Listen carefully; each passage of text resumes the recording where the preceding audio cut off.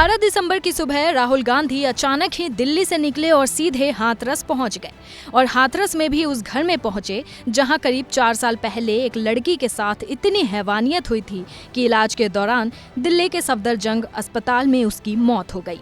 अब राहुल गांधी उसी गैंगरेप पीड़िता के घर वालों से मिलने के लिए अचानक से हाथरस पहुंच गए हैं, जिसने मीडिया को भी उनके पीछे भागने पर मजबूर कर दिया। लेकिन ये सब अचानक नहीं हुआ है। दरअसल इसके पीछे है एक चिट्ठी और उसमें लिखी कुछ बातें, जिसे पढ़कर राहुल गांधी खुद को रोक नहीं पाए और सीधे हाथरस पहुंच गए। इस चिट्ठी को गैंगरेप पीड़िता के पिता ने इसी साल 2 जुलाई को लिखा था। चिट्ठी राहुल गांधी के नाम की थी, जिसमें पिता ने लिखा था, 4 साल से कैद में हूँ, परिवार सीआरपीएफ की सुरक्षा में है, ना कोई रोजगार है, ना ही रोजगार के लिए कोई बाहर जा पा रहा है। घर में 3 बेटियां हैं, उनकी पढ़ाई लिखाई भी नहीं हो पा रही।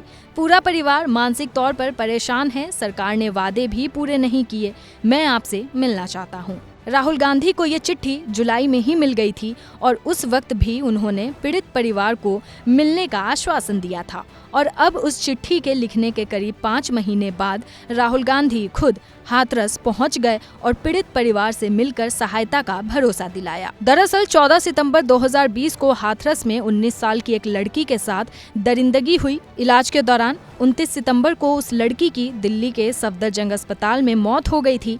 इसको लेकर हाथरस में खूब हंगामा हुआ, क्योंकि तब पुलिस ने बिना घर वालों की सहमति के लड़की का देर रात में ही अंतिम संस्कार कर दिया था। विवाद ज्यादा बढ़ा तो केस सीबीआई को सौंप दिया गया और अब भी इस केस की जांच सीबीआई कर रही है।